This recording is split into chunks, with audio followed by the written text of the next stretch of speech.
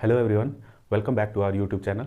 तो गाइज आज हम लोग डिस्कस करने वाले हैं सीडीपी के क्वेश्चंस, है ना, जो आने वाले सीटेट या जेटेट या जो भी स्टेट टेट्स के एग्ज़ाम्स हैं उनमें ये काफ़ी ज़्यादा हेल्पफुल रहने वाला है, और ख़ास करके सीटेट वाले में, है ना। तो चलिए आज हम जो 30 क्वेश्चंस पूछे जाते हैं सीटेट में, वो कुछ प्रीवियस ईयर्स क्वेश्चंस को मैंने लिए हैं। तो चलिए हम लोग इसको डिस्कस करते हैं, है ना, ताकि आने वाले एग्ज़ाम जब दिसंबर में होगा तब तक आपके पास एक बेहतर तैयारी हो जाए, है ना। तो चलिए स्टार्ट करते हैं, है ना। तो ये है, हमने लिया है सीटेट के कुछ क्वेश्चंस को, है ना। तो ये है सीटेट का पेपर 2 का, है ना, और ये सामाजिक विज्ञान का मैंने लिया है ना, सोशल साइंस का, बाल विकास एवं शिक्षा शास्त्र का, है ना। तो चलिए स्टार्ट करते हैं।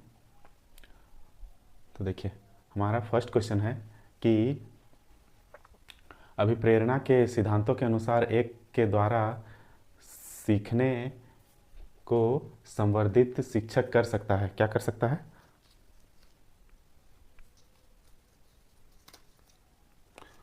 तो क्या कर सकता है? विद्यार्थियों से वास्तविक अपेक्षाएं कर सकता है, अपेक्षाओं का एक रूप स्तर रखने, या फिर तीसरा है विद्यार्थियों से किसी प्रकार की अपेक्षाएं ना रखने, या फिर विद्यालयों से बहुत उच्च अपेक्षाएं रखने, है ना।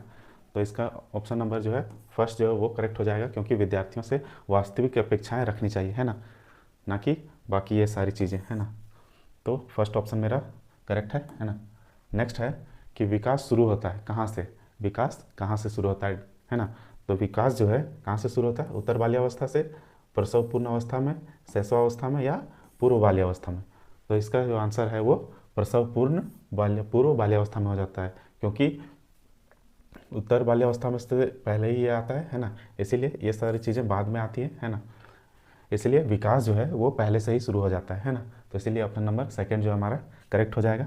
नेक्स्ट है कि बहुविधि बुद्धि सिद्धांत के अनुसार सभी प्रकार के पशुओं, खनिज और पेड़ पौधों को पहचानने और वर्गीकृत करने की योग्यता कहलाती है। तो क्या कहलाती है? देखते हैं। तार्किक गणितिक बुद्धि, प्राकृतिक बुद्धि, भाषिक बुद्धि, या स्थानिक बुद्धि। तो इसे हम क्या कहेंगे? ये एक प्राकृतिक बुद्धि है ना। तो ऑप्शन नंबर सेकेंड जो है हमारा करेक्ट हो जाएगा, है ना। नेक्स्ट है कि अधिकांश व्यक्तियों की बुद्धि औसत होती है, बहुत कम लोग प्रतिभा संपन्न होते हैं और बहुत कम व्यक्ति मंद बुद्धि के होते हैं। यह कथन प्रस्तुत सिद्धांत पर आधारित है ना। तो बहुत सारे ऐसे लोग होते हैं जो कम बुद्धि के होते हैं, और बहुत सारे लोग कुशाग्र बुद्धि के होते हैं, लेकिन बीच के जो होते हैं वो काफ़ी ज़्यादा होते हैं, है ना। तो चलिए देखते हैं इसका अनुसार क्या होगा, है ना। तो बोल रहा है कि अधिकांश व्यक्तियों की बुद्धि औसत होती है, बहुत कम लोग प्रतिभा संपन्न होते हैं और बहुत कम व्यक्ति मंद बुद्धि के होते हैं। यह कथन प्रतिस्थापित सिद्धांत पर आधारित है। किस सिद्धांत पर आधारित है ना। तो किस सिद्धांत पर आधारित है? तो ये जो है बुद्धि और जातीय विभिन्नताओं पर आधारित है। चलिए आगे देख लेते हैं। बुद्धि के वितरण पे, बुद्धि की वृद्धि पे, बुद्धि और लैंगिक विभिन्नताओं पे? जी नहीं। तो ये बुद्धि के वितरण पे आधारित है ना, क्योंकि हमें तो पता नहीं है कि किसके पास कितना बुद्धि है ना। तो ये नेचुरली जो आता है वो होता है ना। ज़्यादातर जो है मिडिल जो होता है कि इसका होता है 90 to 120 तक होता है ना। परसेंटेज जो बुद्धि लब्धि होता है 120 तक, ये सामान्य बुद्धि कहलाते हैं ना। और इससे जो बिलो जो 90s होते हैं वो मंद बुद्धि कहलाते हैं ना, मंद बुद्धि। और जो है कि इससे 120 से जो ज़्यादा के होते हैं वो कुशाग्र बुद्धि कहलाते हैं ना, कुशाग्र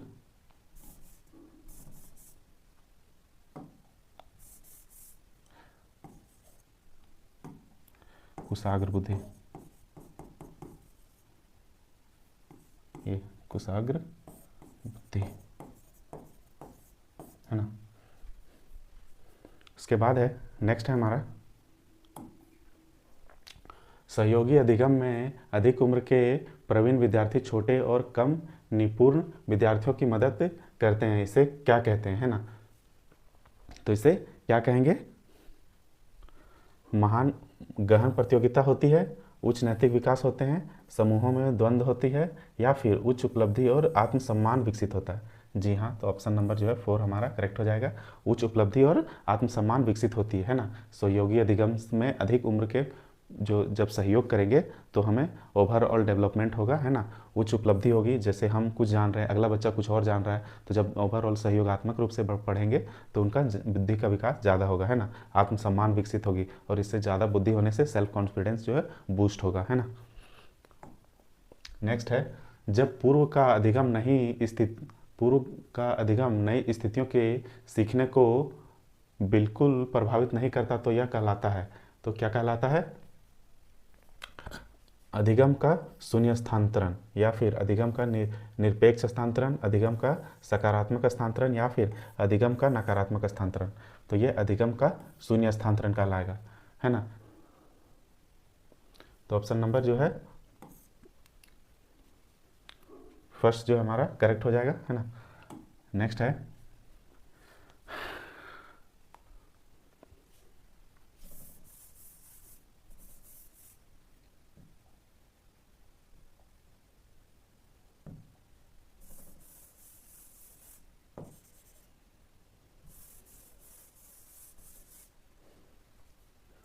तो ये हमारा 7th है कि चिंतन अनिवार्य रूप से है, क्या है चिंतन? संज्ञानात्मक गतिविधि है, या फिर मनोगतिक प्रक्रिया है, या मनोवैज्ञानिक परिघटना है, या फिर भावात्मक व्यवहार है ना। तो ये क्या है? चिंतन जो है हमारा एक मनोवैज्ञानिक परिघटना है ना। इसमें हमारा कोई कंट्रोल नहीं है ना। ये हमारा जो है नेचुरली हमें प्राप्त होता है ना, गॉड गिफ्टेड होता है ना। नेक्स्ट है, एक बाल केंद्रित कक्षा में बच्चे सामान्यतः सीखते हैं। तो क्या सीखते हैं बाल केंद्रित में? वे व्यक्तिक और सामूहिक दोनों रूपों में, या मुख्य रूप से शिक्षक से, या व्यक्तिक रूप से, या समूह में। तो किस रूप से सीखते हैं? वे व्यक्तिक और सामूहिक दोनों रूपों में सीखते हैं ना। ऑप्शन नंबर हमारा करेक्ट हो जाएगा, फर्स्ट जो है हमारा, है ना। उसके बाद नेक्स्ट है, पियाजे के अधिगम के संज्ञानात्मक सिद्धांत के अनुसार वह प्रक्रिया जिसके द्वारा संज्ञानात्मक संरचना को संशोधित किया जाता है कहलाती है, क्या कहलाती है? पियाजे, ये याद रखिएगा कि पियाजे ने जो है संज्ञानात्मक सिद्धांत का दिया था, कॉग्निटिव डेवलपमेंट, है ना। ये क्वेश्चन में ये काफ़ी बार ये भी क्वेश्चन आता है कि पियाजे का सिद्धांत क्या था, तो वो कॉग्निटिव डेवलपमेंट था, संज्ञानात्मक विकास था, है ना। तो इसका आंसर क्या हो जाएगा? प्रत्यक्षण ये तो नहीं होगा, समायोजन ये भी नहीं होगा, समावेशन बिल्कुल करेक्ट आंसर हो जाएगा, है ना। तो ये क्या कहलाता है? समावेशन कहलाता है ना। नेक्स्ट है, एक शिक्षिका अपने शिक्षार्थियों को सदैव इस रूप में सहायता करती है कि वे एक विषय क्षेत्र से प्राप्त ज्ञान को दूसरे विषय क्षेत्रों में के ज्ञान के साथ जोड़ सके। इससे को बढ़ावा मिलता है, किसको बढ़ावा मिलता है? पुनर्बलन को, ज्ञान के सहसंबंध एवं अंतर को, व्यक्तिक भिन्नताओं को, या विद्यार्थी को, है ना। तो यह ज्ञान के सहसंबंध एवं अंतरण को दर्शाती है, क्योंकि जो है एक विषय का जो कोई भी कंटेंट जो है अगले विषय में भी काम आता है ना। जैसे हम लोग कुछ टॉपिक्स जो है फिजिक्स का जो है साइंस में जब पढ़ते हैं तो फिजिक्स का जो है कुछ मैथ्स में काम आता है ना, और कुछ मैथ्स का जो है वो फिजिक्स में भी काम आता है ना। तो इसी तरह से इंटरलिंक होता है कुछ कुछ सब्जेक्ट्स, है ना। तो ये आदान प्रदान हो सकता है ना, कुछ बातें, है ना। तो चलिए नेक्स्ट क्वेश्चन है हमारा, देखते हैं। सृजनात्मकता मुख्य रूप से संबंधित है, किससे संबंधित है? सृजनात्मकता मॉडलिंग से संबंधित है, अनुकरण से संबंधित है, या अभिसारी चिंतन से, या अपसारी चिंतन से, है ना। तो यह जो है अपसारी चिंतन से हो जाएगा, बहुविधि से हो जाएगा, है ना। सृजनात्मक कुछ क्रिएटिविटी चिंतन करना, है ना, कुछ सृजन करना, है ना। उसके बाद है, एक विद्यार्थी मेडिकल कॉलेज में दाखिला लेने के लिए कठिन परिश्रम करता है ताकि वह प्रवेश परीक्षा में उत्तीर्ण हो सके। वह विद्यार्थी खाली स्थान रूप से अभिप्रेरित है, किस चीज़ से प्रेरित है? कोई जब विद्यार्थी कुछ किसी चीज़ की तैयारी करता है तो वो किसी चीज़ से मोटिवेट होता है ना। जैसे अभी हम भी लोग टीचर इससे अगर हम सीडीपी पढ़ रहे हैं या फिर हम टीचर्स बनने के लिए पढ़ रहे हैं, है ना, तो हमारा कुछ मोटिव होता है ना, कुछ एम होता है। वो क्या होता है? इसका व्यक्तिक होता है, या अनुभाविक होता है, या आंतरिक होता है, या अनुभव होता है, बाह्य होता है ना। तो क्या हो जाएगा इसका? आंतरिक हो जाता है ना, यानी कि आंतरिक सेल्फ जो है क्या बोलते हैं, सेल्फ डिसीजन होता है, सेल्फ मोटिवेशन होता है ना, किसी भी फील्ड में जाने के लिए सेल्फ इंटरेस्ट होता है ना। तो ऑप्शन नंबर 3 जो है वो हो जाएगा, है ना। उसके बाद है 13 नंबर, व्यवहार का करना पक्ष में आता है। व्यवहार का करना पक्ष में आता है, किसके पक्ष में आता है? तो ये देखते हैं, सीखने की गति या फिर सीखने के मनोवैज्ञानिक क्षेत्र में, सीखने के संज्ञानात्मक क्षेत्र में, सीखने के भावात्मक क्षेत्र में, है ना। तो ये एक सीखने के गति के क्षेत्र में आएगा, है ना। व्यवहार का करना पक्ष में आता है ना। उसके बाद है विज्ञान एवं कला प्रदर्शनी, संगीत एवं नृत्य प्रस्तुतियों तथा विद्यालय पत्रिका निकालना के लिए है। किसके लिए है? तो ये शिक्षार्थियों को सृजनात्मक मार्ग उपलब्ध कराने, है ना, या फिर विभिन्न व्यवसायों के लिए विद्यार्थियों को प्रशिक्षित करने के लिए, विद्यालय का नाम रोशन करने के लिए, या अभिभावकों को संतुष्ट करने के लिए। तो इसका ऑप्शन नंबर जो है वो फर्स्ट जो है ज़्यादा करेक्ट हो जाएगा, क्योंकि विद्यार्थियों को सृजनात्मक मार्गदर्शन उपलब्ध कराने के लिए, है ना। नेक्स्ट है 15 नंबर क्वेश्चन है, एक शिक्षिका अपने शिक्षार्थियों को अनेक तरह की सामूहिक गतिविधियों में व्यस्त रखती है, जैसे समूह चर्चा, समूह परियोजनाएं, भूमिका निर्वहन आदि, या सीखने के लिए के किस आयाम को उजागर करता है ना। तो ये CDP जो है मुख्यतः आपको एक टीचर के रूप में एक्ट करवाता है कि आप उस सिचुएशन में होंगे तो आप क्या करेंगे, है ना। तो इस तरीके से क्वेश्चंस जो है वो सीटेट में काफ़ी ज़्यादा पूछे जाते हैं, 2-4 क्वेश्चंस होते ही हैं, है ना। तो इसका प्रैक्टिस हम अभी से ही करेंगे तो आने वाले टाइम में हमें बेहतर एक समझ विकसित हो जाएगा, है ना। तो इसका क्या आंसर हो जाएगा? सामाजिक गतिविधियों के रूप में अधिगम होगा, है ना, मनोरंजन द्वारा अधिगम होगा, भाव निर्देशित अधिगम होगा, या प्रतियोगिता आधारित अधिगम होगा। तो क्या होगा? ये एक सामाजिक गतिविधि के रूप में अधिगम होगा, है ना। ये ज़्यादा अप्रोप्रिएट है ना। तो ऑप्शन नंबर फर्स्ट जो है हमारा करेक्ट हो जाएगा।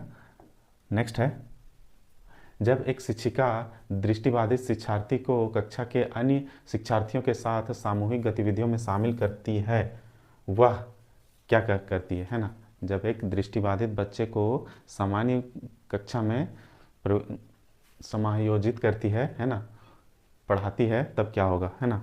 तो क्या होगा? कक्षा के लिए सीखने हेतु बाधाएं उत्पन्न कर रही है? जी नहीं, ये तो बिल्कुल नहीं होगा। समावेशी शिक्षा की भावना के अनुसार कार्य कर रही है? ये हो सकता है। नेक्स्ट है, सभी शिक्षार्थियों में दृष्टिबाधित शिक्षार्थी के प्रति सहानुभूति विकसित करने में मदद कर रही है? जी नहीं, ये तो नहीं होगा। उसके बाद है, दृष्टिबाधित शिक्षार्थी पर संभवतः तनाव बढ़ा रही है? जी नहीं, ये तो नहीं होगा। ऑप्शन नंबर सेकंड जो हमारा करेक्ट हो जाएगा, क्योंकि वे एक समावेशी शिक्षा की भावना के अनुसार कार्य कर रही है ना। इंक्लूसिव एजुकेशन एक पेपर है हमारे सेमेस्टर 4 में, B.Ed सेमेस्टर 4 में, उसमें आप पढ़ेंगे इंक्लूसिव एजुकेशन के बारे में। उसमें ये सारी चीज़ें दी हुई रहती है कि कैसे इन बच्चों के साथ किस तरीके से ट्रीट करना चाहिए, है ना। नेक्स्ट है, एक शिक्षार्थी अपने शिक्षण में दृश्य श्रव्य सामग्रियों और शारीरिक गतिविधियों का प्रयोग करती है, क्यों करती है? क्योंकि वे शिक्षक को आराम देते हैं, वे प्रभावी आकलन को सुगम बनाते हैं, वे शिक्षार्थियों को वैदिक उपलब्ध कराते हैं। इनमें से अधिकतम इंद्रियों का उपयोग सीखने को संवर्धित करता है ना। तो ऑप्शन नंबर 4 जो है हमारा करेक्ट हो जाएगा, क्योंकि कोई भी बच्चा जो है वहाँ जा कर के वो अपना समझ को विकसित कर सकता है, क्योंकि वहाँ पे सारी सुविधाएं अवेलेबल होती हैं इंक्लूसिव एजुकेशन में, है ना। तो ऑप्शन नंबर 4 जो है हमारा बिल्कुल करेक्ट हो जाएगा, है ना। नेक्स्ट है, कोहलबर्ग के अनुसार सही और गलत के प्रश्न के बारे में निर्णय लेने में शामिल चिंतन प्रक्रिया को कहा जाता है? क्या कहा जाता है कोहलबर्ग के अनुसार, है ना। तो क्या हो जाएगा? सहयोग की नैतिकता, या नैतिक तर्कन, या नैतिक यथार्थवाद, या नैतिक दुविधा। तो यह नैतिक तार्किकता हो जाएगी, कॉग्निटिव, है ना, कंक्लूजन, है ना, सॉरी कॉग्निटिव बोलते हैं, नैतिक यानी कि मोरल, है ना। उसके बाद है, एक विद्यार्थी अपने समकक्ष व्यक्तियों के समूह के प्रति आक्रामक व्यवहार करता है और विद्यालय के मानदंडों को नहीं मानता है। इस विद्यार्थी को खाली स्थान में सहायता की आवश्यकता है। किस चीज़ की आवश्यकता है? जब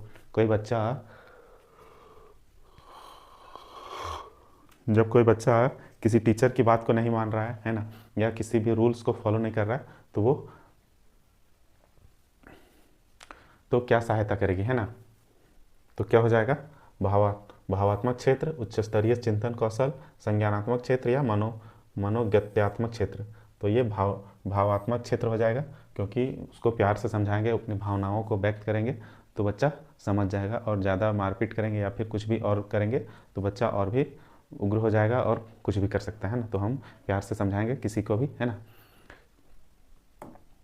नेक्स्ट है, शिक्षकों को यह सलाह दी जाती है कि अपने शिक्षार्थियों को सामूहिक गतिविधियों में शामिल करें, क्योंकि सीखने को सुगम बनाने के अतिरिक्त वे में भी सहायता करती है ना। सीखने के साथ साथ और भी किस चीज़ में सहायता करती है? तो वो हो जाएगा सामाजिकरण में, है ना। तो सामाजिकरण में वे ज़्यादा सहायक होंगे, है ना। ऑप्शन नंबर बी जो है हमारा करेक्ट हो जाएगा, है ना। नेक्स्ट है, समावेशी शिक्षा किस विद्यालय शिक्षा व्यवस्था की ओर संकेत करती है ना। तो आइए देखते हैं।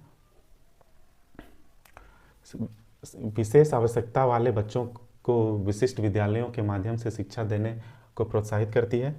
हाँ, ये तो करती है ना, ये तो हो सकता है। नेक्स्ट है, केवल बालिका शिक्षा को बढ़ावा देने की आवश्यकता पर बल देती है। बिल्कुल नहीं, ये तो नहीं होगा। नेक्स्ट है, जो सभी निर्योग्य बच्चों को शामिल करती है। ये भी नहीं होगा। फोर्थ देखते हैं, जो उनकी शारीरिक, बौद्धिक, सामाजिक, भाषिक या अन्य विभिन्न योग्यता स्थितियों को ध्यान में रखे बगैर सभी बच्चों को शामिल करती है। हाँ, ये ऑप्शन नंबर 4 जो है समावेशी शिक्षा, इंक्लूसिव एजुकेशन को प्रॉपर डिफाइन कर रही है। तो इसीलिए हमारा ऑप्शन नंबर 4 जो है हमारा बिल्कुल करेक्ट हो जाएगा, है ना। क्योंकि इसमें शारीरिक जो भी त्रुटियाँ होती है उनको शामिल करवाया जाता है, सामाजिक में जो भी होती है, बाकी अन्य जो फिजिकल डिसेबिलिटीज़ होती है उन सारे बच्चों को इसमें शामिल किया जाता है ना। नेक्स्ट है, निम्नलिखित में से कौन सा मुख्य रूप से आनुवांशिकता संबंधित कारक है? तो आनुवांशिकता संबंधित कौन सा कारक है? क्या है? आंख का रंग, सामाजिक गतिविधियों में भागीदारी, समकक्ष व्यक्तियों के समूह के प्रति अभिवृत्ति, चिंतन पैटर्न। जी बिल्कुल नहीं, ये नहीं होगा, ये भी नहीं होगा, ये भी नहीं होगा। तो ऑप्शन नंबर फर्स्ट जो हमारा बिल्कुल करेक्ट हो जाएगा, क्योंकि जो है आँख जो है हमें जेनेटिकली मिलती है ना कि सामाजिक। समाज तो एक हमें सामाजिकीकरण से होगा, है ना। समकक्ष व्यक्तियों के समूह के प्रति ये भी नहीं होगा, और चिंतन पैटर्न तो बिल्कुल नहीं होगा, है ना। नेक्स्ट है, शिक्षकों को अपने विद्यार्थियों की त्रुटियों का अध्ययन करना चाहिए, क्योंकि वे प्रायः की ओर संकेत करती है। तो वे किस ओर संकेत करती है वो देखते हैं, है ना। योग्यता के अनुसार समूह बनाने हेतु दिशा निर्देश देती है ना। विभिन्न प्रकार की पाठ्यचर्या की आवश्यकता होती है या उनके ज्ञान की सीमा होती है ना। आवश्यक उपचारात्मक युक्तियाँ, है ना। तो ये ऑप्शन हमारा बिल्कुल सही लग रहा है ना। तो ऑप्शन नंबर 4 जो हमारा करेक्ट हो जाएगा, है ना। नेक्स्ट है, सीमा हर पाठ को बहुत जल्दी सीख लेती है, जबकि लीना उसे सीखने में ज़्यादा समय लेती है। यह विकास के सिद्धांत को दर्शाता है। तो आपने भी देखा होगा कि बहुत सारे ऐसे बच्चे होते हैं जो बहुत जल्दी किसी भी क्वेश्चन को या किसी भी बात को कैच करते हैं। कुछ बच्चे जो होते हैं वो काफ़ी समय तक नहीं सीख पाते हैं। सेम वैसे ही किसी कक्षा में अगर आप जाइएगा तो कोई बच्चा को कुछ समझाइएगा तो कोई बच्चा जल्दी अडॉप्ट कर लेता है, कोई बच्चा 2-4 बार समझाने के बाद भी नहीं समझता, कुछ बच्चे 2-4 बार में समझ जाते हैं ना। तो वही पूछ रहा है ना कि यह विकास के सिद्धांत को दर्शाता है ना। तो यह किस सिद्धांत को दर्शाता है? तो ये जो है इसके व्यक्तिगत सिद्धांत को दर्शाता है ना, व्यक्तिगत भिन्नता को दर्शाता है ना। तो ऑप्शन नंबर फर्स्ट जो हमारा बिल्कुल करेक्ट हो जाएगा, है ना। नेक्स्ट जो है, निम्नलिखित में से अतिरिक्त सभी वातावरणीय कारक विकास को आकार देती है ना। कौन अतिरिक्त सभी वातावरणीय कारक विकास को आकार देती है ना। ओवरऑल डेवलपमेंट कैसे होता है ना। तो कैसे होगा? पौष्टिकता की गुणवत्ता पे, संस्कृति पे, या शिक्षा की गुणात्मकता पे, या शारीरिक गठन पे। तो इसका जो है शारीरिक गठन पे हो जाएगा, है ना। ऑप्शन नंबर 4 जो है बिल्कुल करेक्ट हो जाएगा। नेक्स्ट है, श्रवण हास्य से प्रसिद्ध बच्चे कक्षा में किस सबसे मुख्य नैराश्य का सामना करते हैं? तो किससे करते हैं? तो वे जो है दूसरों के साथ संप्रेषण करने तथा सूचनाओं को बांटने में अक्षमता होती है। हाँ, तो ये ऑप्शन नंबर फर्स्ट ही जो है हमारा करेक्ट हो जाएगा, क्योंकि वे असक्षम हो जाते हैं दूसरों के साथ अपने ज्ञान को साझा करने में, है ना। नेक्स्ट है डिसलेक्सिया। मुख्य रूप से समस्या से संबंधित है। किससे संबंधित है डिसलेक्सिया? तो डिसलेक्सिया जो है हमारा बोलने से डिसलेक्सिया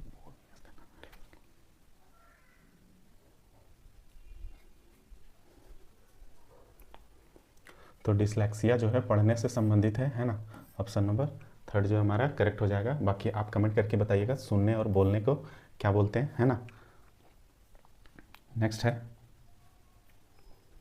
प्रतिभाशाली विद्यार्थी अपनी क्षमताएं तब विकसित कर पाएंगे जब क्या होगा?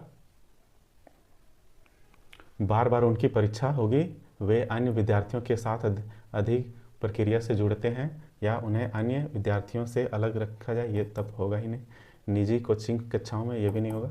ऑप्शन नंबर 2 जो है हमारा करेक्ट हो जाएगा, है ना। जब तक उनको साथ में नहीं रखेंगे तब तक वे नहीं सीख सकते, है ना। नेक्स्ट है एक अच्छी पाठ्य पुस्तक से बचती है क्या? एक अच्छी पाठ्य पुस्तक से बचती है क्या? लैंगिक समानता, सामाजिक उत्तरदायित्व, लैंगिक पूर्वाग्रह या लैंगिक संवेदनशील। तो क्या हो जाएगा इसका? लैंगिक पूर्वाग्रह जो है ये ऑप्शन नंबर 3 जो है उसका सही आंसर हो जाएगा। नेक्स्ट है पियाजे के अनुसार संज्ञानात्मक के किस चरण पर बच्चा वस्तु को प्रदर्शित करता है ना। तो किसको प्रदर्शित करता है ये? तो ये मूर्त सक्रियात्मक चरण को, या औपचारिक संक्रियात्मक चरण को, या संवेद प्रेरक चरण को, या पूर्व क्रियात्मक चरण को। तो इसका जो है ऑप्शन नंबर 4 जो है पूर्व क्रियात्मक चरण से संबंधित है ना। तो ये थे हमारे 30 क्वेश्चंस जो पूछे जाते हैं, है ना, सीटेट या और भी जो स्टेट के टेट एग्ज़ाम्स होते हैं उनमें। तो उनमें ये काफ़ी ज़्यादा हेल्पफुल रहेगा ये क्वेश्चंस, है ना। तो आई होप आप इसी तरह से हमारे साथ जुड़े रहिए, है ना। और इसी तरह के कंटेंट्स को पाने के लिए आप हमारे चैनल को सब्सक्राइब कीजिएगा, है ना, ताकि और भी जो वीडियोज़ हैं आप तक ईजिली पहुंच पाए, है ना, और अपने तैयारी को एक बूस्ट कर पाएँ, है ना। मिलते हैं किसी नेक्स्ट टॉपिक पे नेक्स्ट वीडियो के साथ। तब तक के लिए bye bye and take care.